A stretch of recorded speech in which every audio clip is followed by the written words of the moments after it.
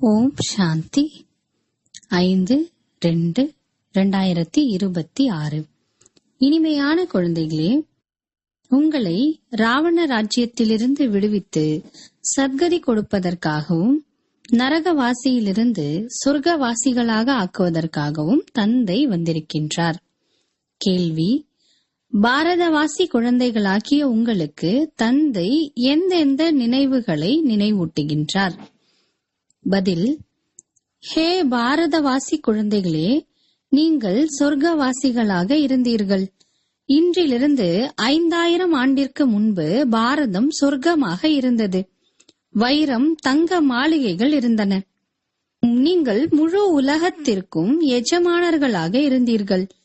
பூமி, ஆகாயம் அனைத்தும் உங்களுடையதாக இருந்தது. பாரதம் சிவபாபாவினால் ஸ்தாபனை செய்யப்பட்ட சிவாலயமாக இருந்தது. அங்கு தூய்மை இருந்தது. இப்பொழுது மீண்டும் அப்படிப்பட்ட பாரதம் உருவாக இருக்கின்றது. பாடல்: கண்ணில்லாதவர்களுக்கு வழிகாட்டுங்கள் பிரபுவே. ஓம் சாந்தி. இனிமையிலும் இனிமையான ஆன்மீக குழந்தைகள், இந்த பாடலை கேட்டீர்களா? கூறியது யார்? ஆத்மாக்களுக்கு ஆன்மீக தந்தை கூறியிருக்கின்றார். ஆக ஆன்மீக குழந்தைகள் ஆன்மீக தந்தையை பார்த்து ஹே பாபா என்று கூறுகிறீர்கள். அவர் ஈஸ்வரன் என்றும் கூறப்படுகின்றார், தந்தை என்றும் கூறப்படுகின்றார். எந்த தந்தை? பரம்பிதா. ஏனெனில் 2 தந்தைகள் இருக்கின்றனர். ஒன்று லௌகீகம், மற்றொன்று பரலௌகீகம். லௌகீக தந்தையின் குழந்தைகள் பரலௌகீக தந்தையை அழைக்கின்றனர் ஹே பாபா என்று. நல்லது. தந்தையின் பெயர் என்ன? சிவன். அவர் நிராகாரமானவர், பூஜைக்குரியவர். அவர்தான் பரமபிதா என்று கூறப்படுகின்றார். லௌகீக தந்தையை பரம் என்று கூறுவது கிடையாது. உயர்ந்ததிலும் உயர்ந்தவர், அனைத்து ஆத்மாக்களுக்கும் தந்தையானவர் ஒரே ஒருவர்தான். அனைத்து ஜீவ ஆத்மாக்களும் அந்த தந்தையை நினைவு செய்கின்றனர். நமது தந்தை யார் என்பதை ஆத்மாக்கள் மறந்துவிட்டனர்.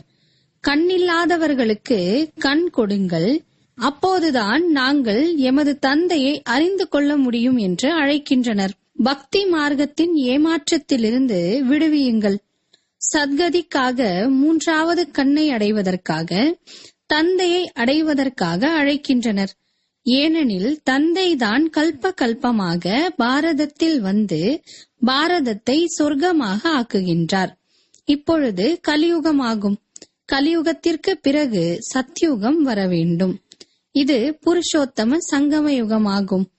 யார் தூய்மை இழந்து கீழானவர்களாக ஆகிவிட்டார்களோ அவர்களை எல்லையற்ற தந்தை வந்து புருஷோத்தமர்களாக ஆக்குகின்றார்.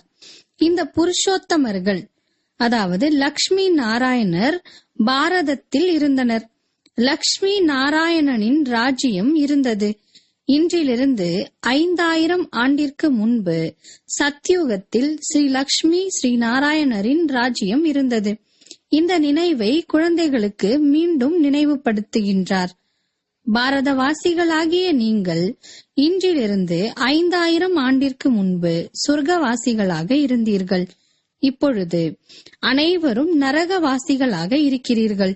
இன்றிலிருந்து 5000 ஆண்டிற்கு முன்பு பாரதம் சொர்க்கமாக இருந்தது. பாரதம் மிகுந்த மகிமைக்குரியதாகவும் இருந்தது. வைரம், தங்க மாளிகைகள் இருந்தன. இப்பொழுது எதுவும் கிடையாது. அந்த நேரத்தில் வேறு எந்த தர்மமும் கிடையாது. சூரிய வம்சம் மட்டுமே இருந்தது. சந்திர வம்சத்தினர்களும் பிறகுதான் வருகின்றனர். நீங்கள் சூரிய வம்ச ராஜ்யத்தினராக இருந்தீர்கள் என்று தந்தை புரிய வைக்கின்றார். இன்று வரையும் இந்த லக்ஷ்மி நாராயணனின் கோவில் கட்டிக்கொண்டே இருக்கின்றனர். ஆனால் லக்ஷ்மி நாராயணனின் ராஜ்யம் எப்போது இருந்தது, எப்படி அந்த ராஜ்யத்தை அடைந்தனர் என்பது யாருக்கும் தெரியாது. பூஜை செய்கின்றனர், ஆனால் அறியவில்லை. அதனால் குருட்டு நம்பிக்கை ஆகிவிடுகின்றது அல்லவா? சிவனின், லக்ஷ்மி நாராயணனின் பூஜை செய்கின்றனர், வாழ்க்கை சரித்திரத்தை அறியவில்லை.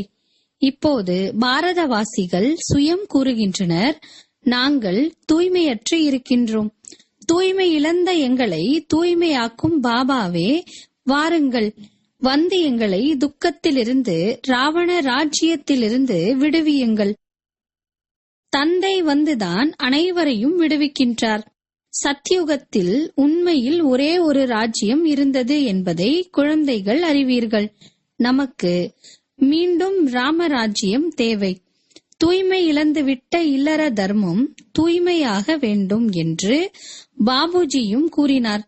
அதாவது காந்திஜியும் கூறினார். நாங்கள் சொர்க்கவாசி ஆவதற்கு விரும்புகின்றோம். இப்பொழுது நரகவாசிகளின் நிலை எப்படி இருக்கிறது என்பதை பார்த்து கொண்டிருக்கிறீர்கள் அல்லவா? இதுதான் நரகம், அசுர உலகம் என்று கூறப்படுகின்றது. இந்த பாரதம் தேவி தேவதைகள் வாழ்ந்த உலகமாக இருந்தது. நீங்கள் 84 பிறவிகள் எடுத்திருக்கிறீர்கள். 84 லட்சம் பிறவிகள் அல்ல என்று தந்தை வந்து புரிய வைக்கின்றார். உண்மையில் நீங்கள் சாந்தி தாமத்தில் வசிக்கக்கூடியவர்கள். நீங்கள் இங்கு நடிப்பதற்காக வந்தீர்கள். 84 பிறவிகளுக்கான நடிப்பை நடித்து விட்டீர்கள் என்பதை தந்தை புரிய வைக்கின்றார். அவசியம் மறுபிறவி எடுக்க வேண்டும் அல்லவா? 84 பிறவிகள் எடுக்கிறீர்கள். எல்லையற்ற ஆஸ்தியை குழந்தைகளாகிய உங்களுக்கு கொடுப்பதற்காக எல்லையற்ற தந்தை இப்போது வந்திருக்கின்றார். தந்தை குழந்தைகளாகிய உங்களிடம் உரையாடி கொண்டிருக்கின்றார். மற்ற சத்சங்கங்களில் மனிதர்களுக்கு பக்தி மார்க்கத்தின் விஷயங்களை கூறுவர். அரை கல்பம் பாரதம் சொர்க்கமாக இருந்த பொழுது தூய்மையற்றவர் ஒருவர் கூட இல்லை. இந்த நேரத்தில் தூய்மையானவர் ஒருவர் கூட இல்லை. இது தூய்மை இல்லாத உலகமாகும். கீதையில் கிருஷ்ண பகவானின் மகா வாக்கியம் என்று எழுதி வைத்துவிட்டனர். அவர் கீதை கூறவில்லை. இவர்கள் தங்களது தர்ம சாஸ்திரத்தை பற்றியும் அறியாமல் இருக்கின்றனர். அதாவது கலியுகவாசிகள் தங்களது தர்ம சாஸ்திரத்தை பற்றியும் அறியாமல் இருக்கின்றனர். தங்களது தர்மத்தையே மறந்துவிட்டனர். இந்து என்பது தர்மமே கிடையாது. முக்கிய தர்மங்கள் 4. முதலாவது ஆதி சனாதன தேவி தேவதா தர்மம். சூரிய வம்சம் மற்றும் சந்திர வம்சம் இரண்டையும் சேர்த்து தேவதா தர்மம் என்று கூறப்படுகிறது. அங்கு துக்கத்தின் பெயரே கிடையாது. 21 பிறவிகளுக்கு நீங்கள் சுகதாமத்தில் இருந்தீர்கள். பிறகு ராவண ராஜ்யத்தில் பக்தி மார்க்கம் ஆரம்பமாகிறது. பக்தி மார்க்கம் என்றாலே கீழே இறங்கக்கூடிய மார்க்கமாகும். பக்தி என்றால் இரவு, ஞானம் என்றால் பகல். இப்பொழுது காரிருள் நிறைந்த இரவாகும். சிவ ஜெயந்தி மற்றும் சிவராத்திரி என்ற 2 வார்த்தையும் பயன்படுத்தப்படுகிறது. சிவபாபா எப்பொழுது வருகின்றார்? இரவு ஏற்படும் பொழுது. பாரதவாசிகள் காரிருளில் வந்துவிடும் பொழுது தந்தை வருகின்றார். பொம்மை பூஜை செய்து கொண்டே இருக்கின்றனர். ஒருவரின் சரித்திரத்தையும் கூட அறியவில்லை. பக்தி மார்க்கத்தின் சாஸ்திரங்களும் உருவாக்கப்பட்டே ஆக வேண்டும். இந்த நாடகம் சிருஷ்டி சக்கரத்தையும் புரிந்து கொள்ள வேண்டும். சாஸ்திரங்களில் இந்த ஞானம் கிடையாது. அது பக்தியின் ஞானமாகும், தத்துவமாகும். அது சத்கதி கொடுக்கும் ஞான மார்க்கம் அல்ல. நான் வந்து உங்களுக்கு பிரம்மாவின் மூலம் சரியான உண்மையான ஞானம் கூறுகின்றேன் என்று தந்தை கூறுகின்றார். எமக்கு சுகதாமம் சாந்தி தாமத்தின் வழி கூறுங்கள் என்றும் அழைக்கிறீர்கள். இன்றிலிருந்து 5000 ஆண்டிற்கு முன்பு சுகதாமம் இருந்தது. அதில் நீங்கள் முழு உலகையும் ராஜ்யம் செய்தீர்கள். சூரிய வம்ச ராஜ்யம் இருந்தது. மற்ற அனைத்து ஆத்மாக்களும் சாந்தி தாமத்தில் இருந்தனர் என்று தந்தை கூறுகின்றார். அங்கு 9 லட்சம் பேர் இருந்ததாக கூறப்படுகின்றது. இன்றிலிருந்து 5000 ஆண்டிற்கு முன்பு குழந்தைகளாகிய உங்களை மிகுந்த செல்வந்தர்களாக ஆக்கியிருந்தேன். எவ்வளவு செல்வம் கொடுத்திருந்தேன். பிறகு நீங்கள் அதை என்ன செய்தீர்கள்? நீங்கள் எவ்வளவு செல்வந்தர்களாக இருந்தீர்கள். பாரதம் என்று கூறியது யார்? பாரதம்தான் அனைத்தையும் விட உயர்ந்ததிலும் உயர்ந்த கண்டமாகும். உண்மையில் இது அனைவரது தீர்த்த ஸ்தலமாகும். ஏனெனில் தூய்மையற்றோரை தூய்மையாக்கும் தந்தையின் பிறப்பிடமாகும். எந்த தர்மத்தினராக இருந்தாலும் அனைவருக்கும் தந்தை வந்து சத்கதி கொடுக்கின்றார். இப்போது ராவணனின் ராஜ்யம் முழு உலகிலும் நடைபெறுகின்றது. இலங்கையில் மட்டும் அல்ல, அனைவரிடத்திலும் 5 விகாரங்கள் இருக்கின்றன. எப்பொழுது சூரியவம்ச ராஜ்யம் இருந்ததோ அப்பொழுது இந்த விகாரங்கள் கிடையாது. பாரதம் விகாரமின்றி இருந்தது. இப்பொழுது விகாரியாக ஆகியிருக்கிறது.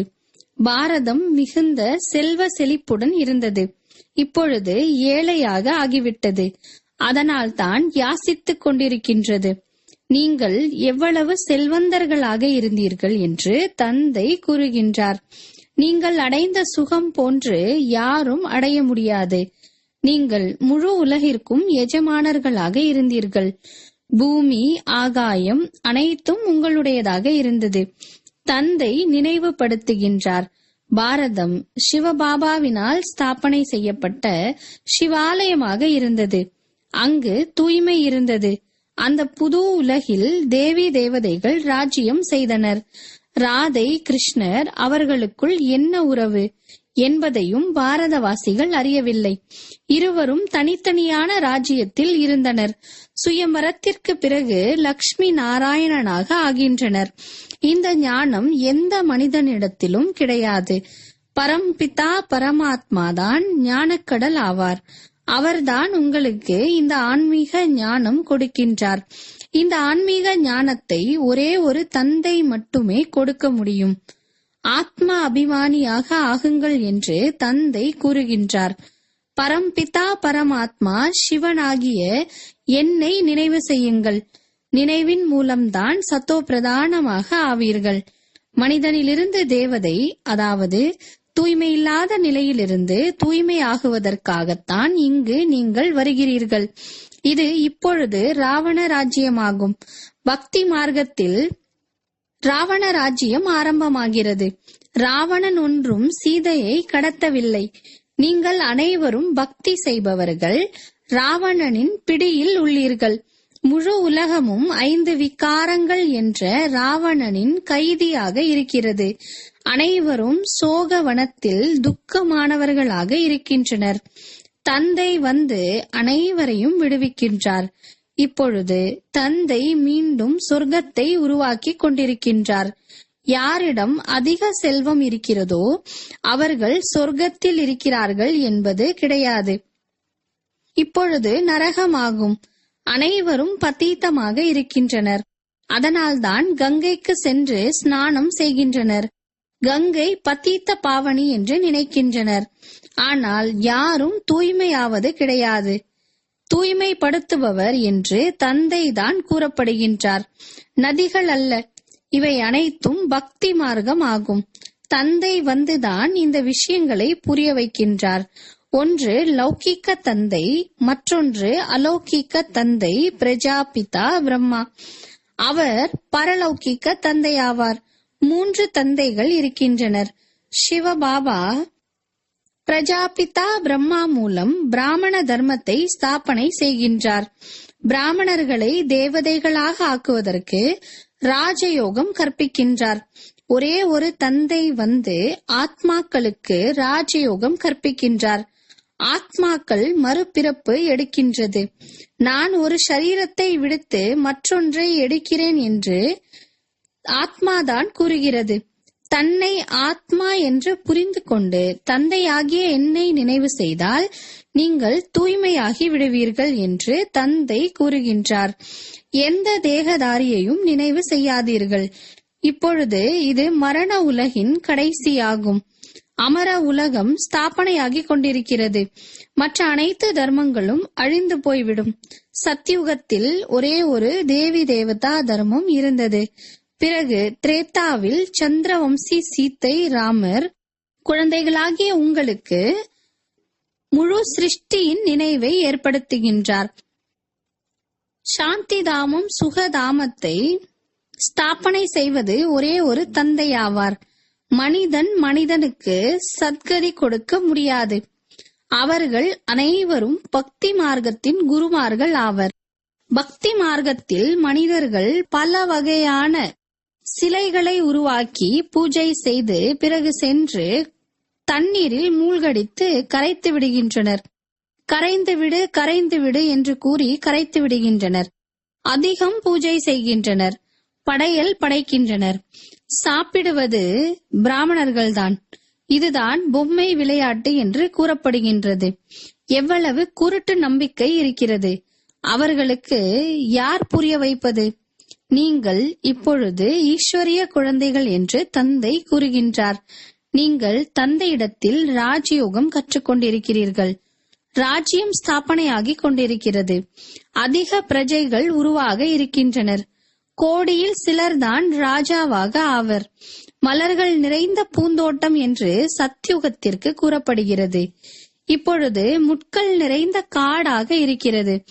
இப்போது ராவண ராஜ்யம் மாறிக்கொண்டிருக்கிறது. இந்த விநாசம் ஏற்பட்டே ஆக வேண்டும். இந்த ஞானம் பிராமணர்களாகிய உங்களுக்குத்தான் கிடைக்கிறது. லக்ஷ்மி நாராயணனிடம் இந்த ஞானம் கிடையாது. இந்த ஞானம் மறைந்து விடுகிறது. பக்தி மார்க்கத்தில் யாரும் தந்தையை அறியவில்லை. தந்தைதான் படைப்பவராவார். பிரம்மா விஷ்ணு சங்கரரையும் கூட படைக்கக்கூடியவர் அவரே ஆவார். பரமாத்மாவை சர்வ வியாபி என்று கூறுவதால் அனைவரும் தந்தையாக ஆகிவிடுகின்றனர். ஆஸ்திக்கான உரிமை இல்லாமல் போய்விடுகின்றது. தந்தை வந்து அனைத்து குழந்தைகளுக்கும் ஆஸ்தி கொடுக்கின்றார். அனைவருக்கும் சத்கதி கொடுக்கும் வள்ளல் ஒரே ஒரு தந்தை ஆவார்.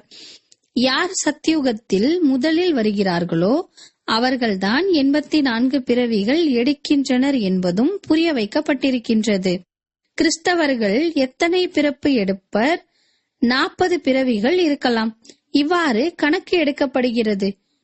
ஒரு பகவானை அடைவதற்கு எவ்வளவு அலைகின்றனர். இப்போது நீங்கள் அலைய மாட்டீர்கள். நீங்கள் ஒரே ஒரு தந்தையை நினைவு செய்ய வேண்டும். இது நினைவு யாத்திரை ஆகும். இது பதீத பாவனன் இறை தந்தையின் பல்கலைக்கழகமாகும். உங்களது ஆத்மா படித்துக் கொண்டிருக்கிறது. ஆத்மாவில் எதுவும் ஒட்டாது என்று சாது சந்நியாசிகள் கூறிவிட்டனர். ஹரே, ஆத்மாதான் கர்மத்திற்கு ஏற்ப அடுத்த பிறவி எடுக்க வேண்டியிருக்கிறது. ஆத்மாதான் நல்ல மற்றும் கெட்ட காரியங்களை செய்கிறது. இந்த நேரத்தில் உங்களது காரியங்கள் விகர்மமாக ஆகிவிடுகிறது. சத்யுகத்தில் காரியங்கள் அகர்மமாக இருக்கும். அங்கு விகர்மம் இருக்காது. அது புண்ணிய ஆத்மாக்களின் உலகமாகும். இவை அனைத்தும் புரிந்து கொள்ள வேண்டிய மற்றும் புரிய வைக்க வேண்டிய விஷயங்கள் ஆகும். நல்லது. இனிமையிலும் இனிமையான தேடி கண்டெடுக்கப்பட்ட செல்லமான குழந்தைகளுக்கு தாயும் தந்தையும் ஆகிய பாப் தாதாவின் அன்பு நினைவுகள் மற்றும் காலை வணக்கம். ஆன்மீக குழந்தைகளுக்கு ஆன்மீக தந்தையின் அன்பு நினைவுகள் மற்றும் நமஸ்காரம். ஆன்மீக தந்தைக்கு ஆன்மீக குழந்தைகளின் அன்பு நினைவுகள் மற்றும் நமஸ்காரம். தாரணைக்கான முக்கிய சாரம்: முள்ளிலிருந்து மலராக ஆகி மலர்கள் நிறைந்த பூந்தோட்டத்தை, அதாவது சத்யுகத்தை உருவாக்கும் சேவை செய்ய வேண்டும். எந்த கெட்ட காரியமும் செய்யக்கூடாது. தந்தையிடமிருந்து கேட்ட ஆன்மீக ஞானத்தை அனைவருக்கும் கூற வேண்டும். ஆத்மா அபிமானி ஆவதற்கான முயற்சி செய்ய வேண்டும். ஒரு தந்தையை மட்டும் நினைவு செய்ய வேண்டுமே தவிர எந்த தேகதாரியையும் அல்ல. வரதானம்: இகழ்ச்சி மற்றும் புகழ்ச்சி, வெற்றி மற்றும் தோல்வி இவற்றில் சமமான மனோநிலையில் இருக்கக்கூடிய பாப் சமான், சம்பன்னம் மற்றும் சம்பூர்ணமாக ஆகுங்கள். எப்பொழுது ஆத்மா தனது சம்பூர்ணம் மற்றும் சம்பன்ன மனோநிலையை அடைந்து விடுகிறதோ அப்பொழுது இகழ்ச்சி மற்றும் புகழ்ச்சி, வெற்றி மற்றும் தோல்வி, சுகம் மற்றும் துக்கம் அனைத்திலும் சமநிலை இருக்கும். துக்கத்தில் கூட முகம் மற்றும் நெற்றியில் துக்கத்தின் அலைகளுக்கு பதிலாக சுகம் மற்றும் மகிழ்ச்சிக்கான அலைகள் தென்படும். இகழ்ச்சியை கேட்டால் கூட இது இகழ்ச்சி அல்ல, சம்பூர்ண மனோநிலைக்காக பரிபக்குவம் செய்வதற்காக இது மகிமைக்கு தகுதியான சப்தம் என்று சமநிலை இருக்கும். அப்பொழுதே, அந்த நிலை இருக்கும் பொழுதே பாப் சமான் என்று கூற முடியும். இவர் என்னுடைய எதிரி, இவர் என்னை இகழ்ச்சி செய்யக்கூடியவர், இவர் என்னை மகிமை செய்யக்கூடியவர் என்ற விருத்தியில் ஒரு பொழுதும் வரக்கூடாது. ஸ்லோகன்: நிரந்தர யோக பயிற்சியில் கவனம் வைத்தீர்கள் என்றால் முதல் பிரிவில் நம்பர் கிடைத்துவிடும். அவ்யக்த இஷாரா: ஒற்றுமை மற்றும் விஸ்வாசத்தின் விசேஷதா மூலம் வெற்றி நிறைந்தவர் ஆகுங்கள். பிராமண பரிவாரத்தின் சிறப்பு அநேகர் இருந்தாலும் கூட ஒருவராக ஒற்றுமையுடன் இருப்பது. உங்களுடைய அனைத்து சேவை மையங்களின் அதிர்வலைகள் அப்படிப்பட்டதாக இருக்க வேண்டும்.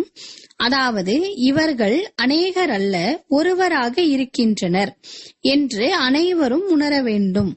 உங்களுடைய ஒற்றுமையின் அதிர்வலைகள் முழு உலகத்திலும் ஒரு தர்மம், ஒரு ராஜ்யத்தினை நிறுவும். எனவே சிறப்பான கவனம் கொடுத்து வேற்றுமையை களைந்து ஒற்றுமையை பேணுங்கள். ஓம் சாந்தி.